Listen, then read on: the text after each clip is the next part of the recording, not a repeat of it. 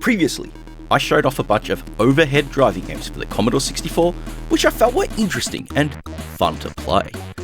Before that, of course, was a similar video looking at a bunch of 3D driving games, showing that in the right hands, the humble bread bin was more than capable of pulling them off. Now though, it's time to come in for the checkered flag with this final part, in which I'm going to show off a pack of single-screen driving games which, again, I found to be rather interesting to play.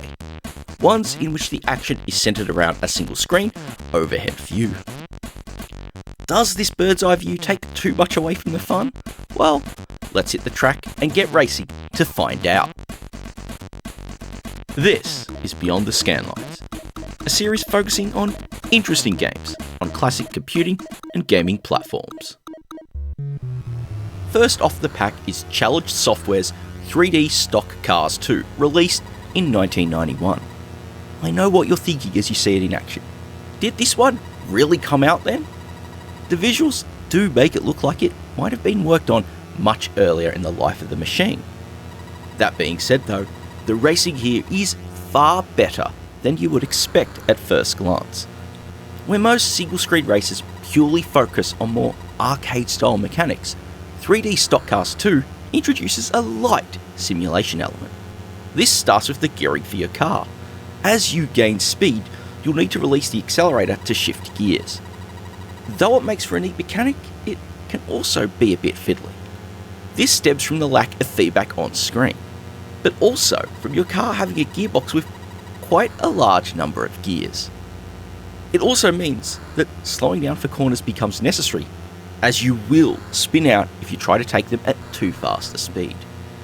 And this could certainly throw you off when starting out if you're not cautious for that. Thankfully, the light simulation elements also extend to the scoring. Whilst you'll get points for each race, performing poorly in a race won't end your game. Instead, you'll be able to move on to the next race regardless of how you did. One thing I feel breaks the pace though is the need to run a qualifying lap ahead of each race. This isn't just for all the human players however, but every driver in the race. So if you're racing solo, you'll have to sit and wait for the computer drivers to complete their runs too. Which can be a bit tedious after a few races. What makes for a solid package are all the options on offer, being able to set the number of laps, customizing the skill of your rivals, and the result is a game which is honestly a fair bit more fun than you'd expect at first, especially if you can bring some friends along for the ride.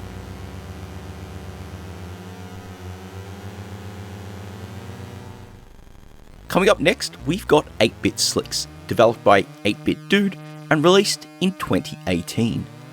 Inspired by 90s shareware racer Slicks and Slide, 8-Bit Slicks offers racing around 10 distinct courses for up to 4 players. As a setup, this might sound more or less like most other single-screen racing games you'll find on the C64. But as they say though, there is more than meets the eye here. As this isn't just for local players, because 8-Bit Slicks allows you to connect your C64 to the internet and race other drivers online. Providing you have the right hardware to try this out, it's a really cool idea.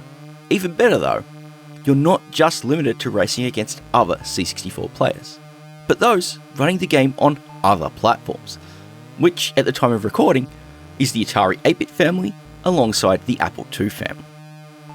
With that out of the way, the racing itself is about completing the required number of laps and getting to the finish line first. There is some degree of sliding if you try to take corners too fast, and the game controls pretty solidly. Except for one issue, its smoothness, or lack thereof. When performing the pre-race warm-up lap, things generally feel quite solid. Though as you add more AI rivals into the mix, things start to slow down and get a little choppy in the process. When playing solo, in fact, if you have more than one rival added, it is honestly a little too rough to play successfully, which is quite a shame in my book. If you stick to just playing with friends, you can have a great time with this one.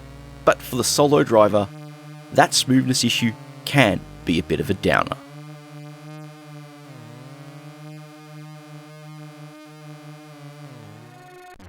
As a late release coming out in 1993, Carnage pits you and a friend against a series of races to take the customary championship. Progressing through each of them requires you to finish ahead of the AI rivals on each course. Does it sound straightforward? Absolutely, though you'll certainly find a few surprises once you get racing. Like your nitros, hitting up on the joystick gives you a shot of speed which can provide a tactical advantage when used at the best possible moment. To help keep the top spot, you've got another trick up your sleeve: mines.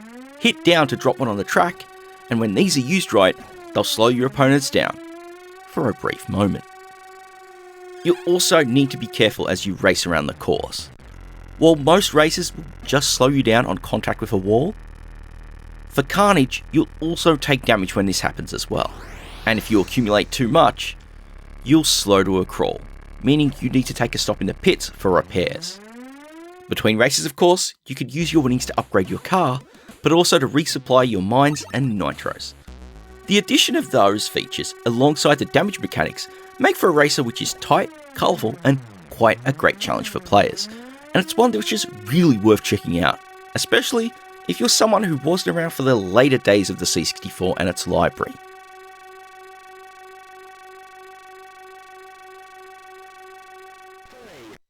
Grand Prix Simulator is certainly a game offering its most misleading title, because it's not a simulator for sure. Though of course this was par for the course with Codemasters on its release in 1987. Over a series of 11 tracks, it's really all about racing to the end ahead of the computer opponent, whether that's racing solo or with a friend on board as well. Complete the 11th course, and you guessed it, you are the champion. Well, at least the player who got the most points is anyway. When starting out, you'll really have to get used to the way the cars handle. Whilst the packaging and status panel graphics may have you believe you're racing Formula 1 cars, you are certainly not. Especially because of the amount of slipping and sliding you'll do when cornering. But you'll get used to it, alongside the unique visual style of your cars, represented by a solid block on screen, with the direction they're facing in marked by a white spot. The courses aren't that gigantic a challenge, outside of making sure you can line yourself up for the bridges after any corners. Unsurprisingly, it's all about your score here. You'll earn points based on your performance in each race, and alongside that, there are also various pickup items which appear on the track. Collecting them will bolster your score as well. Grand Prix Simulator may be a no-thrills entry in the genre, but it's quite a fun one to throw on for a few plays. In particular, the slippery driving model actually makes it feel a fair bit more unique than other races, though it's a shame the same cannot be said for its sequel.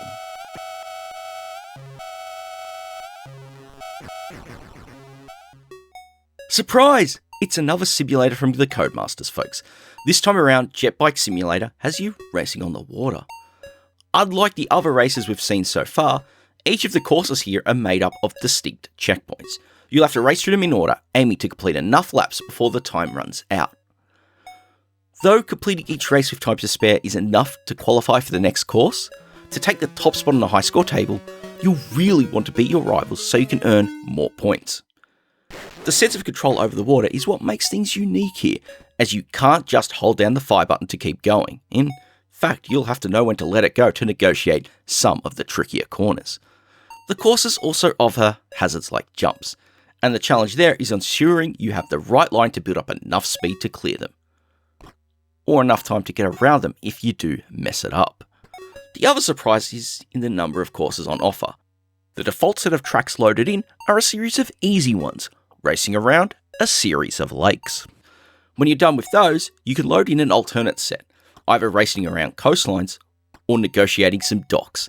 There is plenty of challenge on offer here. The game was also streamlined and re-released as Championship Jet Ski Simulator. This changes things up by offering only the easier lakes courses along with the tougher docks ones. For something which is a little different than what you'd get with other racing games, it's one that's quite worth checking out and you can absolutely have a lot of fun with it.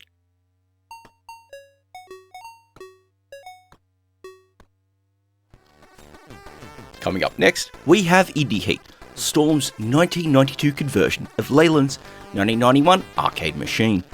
As the follow-up of sorts to Super Off-Road, Indy Heat has you racing over a 12-course series. Like its predecessor, moving on to the next course without using a continue requires you to place ahead of your AI rivals. Whether playing solo or against a friend, there'll always be enough of them to ensure a 4-car grid.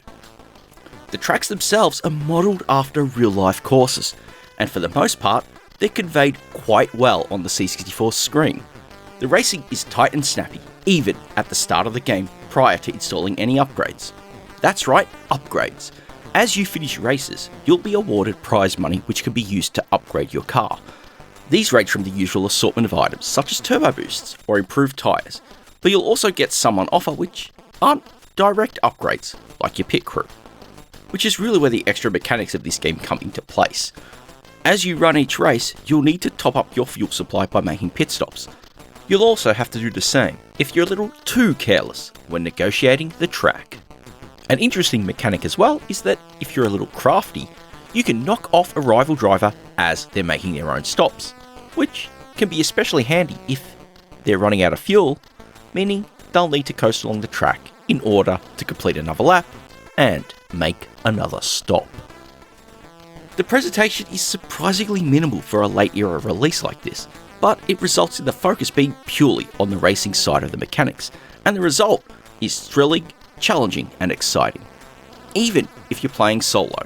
Though, yet again, bringing a friend along for the ride is really where the most fun is.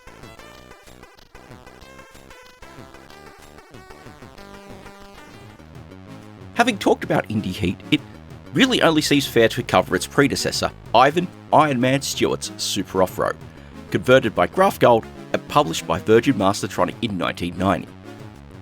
The off-road in the title certainly explains things here. You're racing in off-road stadium courses, and your objective is once again to beat the AI to the finishing line.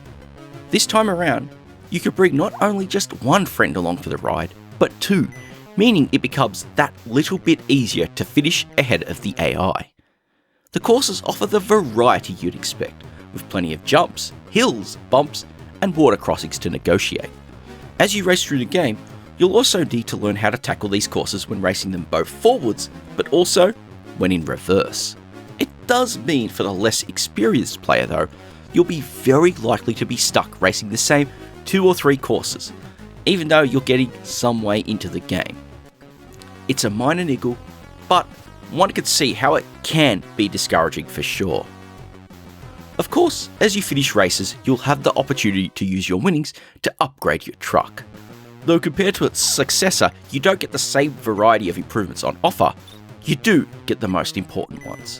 One big difference here is that as you race, pickups will appear on the course, both in the form of additional money bonuses, but also turbos. Though things can feel a bit fiddly at times as you jostle your way around the track, it's a great conversion of a fun racer, and with its 3-player support, can really feel that bit fairer, especially when you have some friends on board.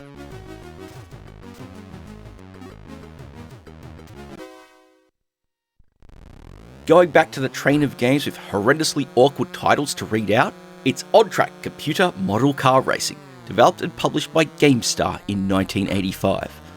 Once again, it's an effort for 1 or 2 players.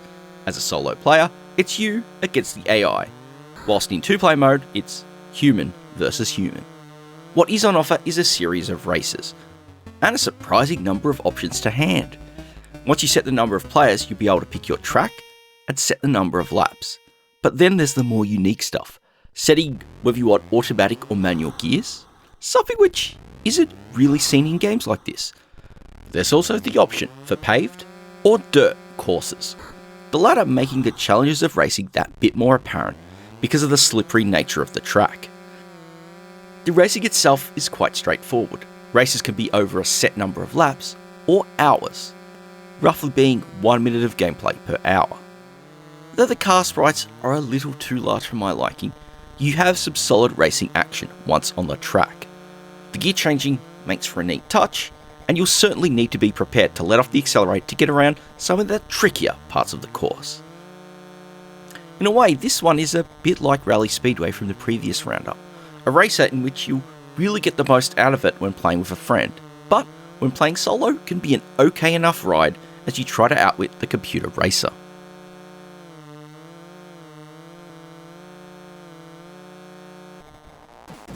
there's certainly been a bit of a pattern with the titles I've featured thus far, and that is that many of them well and truly come into their own when you have a second or maybe even a third player on board. Skid Marks, a 1996 release from demo group Samar, is one of these, putting players up for a series of races across 12 courses. Up front, you can set the number of laps, the chosen course, and what kind of vehicle you'll be racing. Each of these offering different top speeds. As for the courses themselves, they mostly offer up what you would expect for a racer in this style, though there are a few which have some neat tricks, like the double track, in which each player races over their own layout, or one in which the players are driving in the opposite direction to each other, which means some careful driving is required to avoid banging into each other as the race goes on. Considering the nature of things in the post-commercial era of 1996, you have to give it to the developers for trying something a bit different here. Though it, once again, is one which is far more enjoyable when played with a second player, it's fun enough to scoot around the course and admire some of the more unconventional scenery as you move through what is on offer, even when playing solo.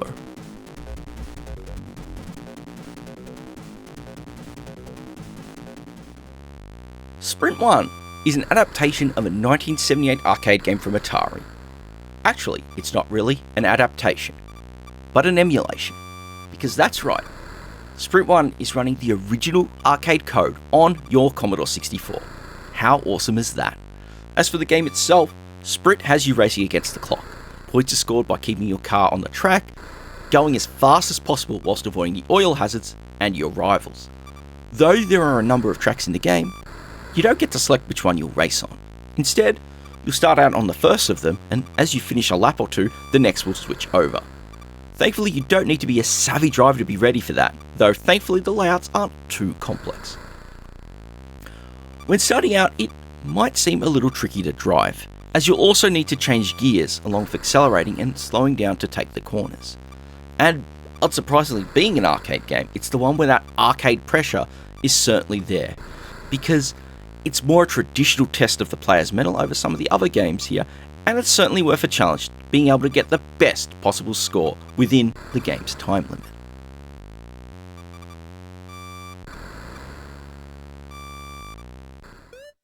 Micropower stock car certainly looks unassuming at first glance, but for a racer like this, there are some surprising mechanics on board. Starting up, you can set the number of players to 1 or 2 and select which of the tracks you wish to drive on. Though it only features 6 courses, the addition of 3 other rivals means it's not quite a simple run to get the fastest race time possible as some other games in the roundup. What is also different here is how your driving actually works. Unlike the other games here, you don't directly control your car's accelerator. In this case, it's constantly held down. So while that may sound like a recipe for disaster, though instead, you'll control your speed by shifting gears. Shifting up as you gain speed and shifting down to slow down for tighter corners. This may sound fiddly at first glance, but it offers a neat touch to approximate the shifting which you would be performing if you were racing for real. The AI drivers make for surprisingly good rivals. They'll get in your way, particularly around some of the tighter parts of the track, and it makes for some great racing, learning to get around them and being able to take the lead. As with many of the other games featured in this video, it really is one which stands out when playing with a friend, particularly as there isn't much variety in the difficulty on offer, meaning you can't increase the challenge you get from the rivals when playing solo. Though honestly, that's more than fine with me. There are plenty of other great races which offer challenges for when one wishes to play solo instead.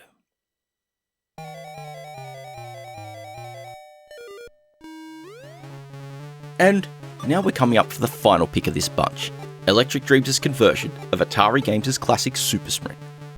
Though the earlier Sprint games from Atari were the keystone of the genre, Super Sprint is honestly the title which would codify many of the mechanics these games share, particularly around the mechanics with collecting pickups to upgrade your car. Plus, there's the wider variety of hazards on the track, alongside the tracks themselves, offering jumps, shortcuts, gates and more, all which make ways to cut your lap times down and get ahead of the AI, which becomes very important as you get further into the game. One neat touch here compared to other races is that you can pick the order in which you tackle the tracks. Though, this does bring up one big limitation with this C64 conversion, and that's the 8 courses of the game are now split up. When you start out, you'll race through the first 4 of them. Once you've completed this set, you'll be given the option of replaying them, or moving on to the second set, which contains tracks 5 through 8. Now, this results in the game needing to load those from the tape or disc as necessary. The bigger part of this limit is that when you move on to tracks 5 through 8, you cannot go back to the first 4 tracks. It doesn't really get in the way of things too badly though.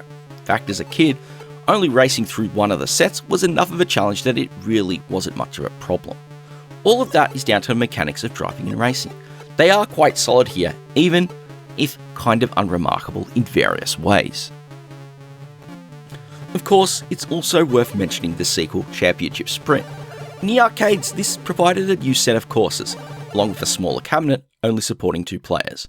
On the C64, it put all 8 courses in a single load, alongside a rather intuitive course designer. Though, the smaller scale of the cars on the track over Super Sprint means things do feel much slower when starting out.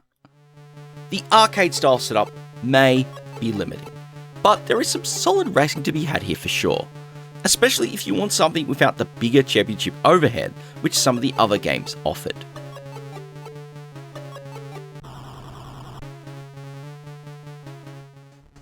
Now there we have it, a set of 12 interesting single screen races for your Commodore 64. Like with the previous video where I checked out overhead racing games, I spent a lot of time looking around to see what is out there and discovering quite a few games which looked promising, at least when checking out a static screenshot.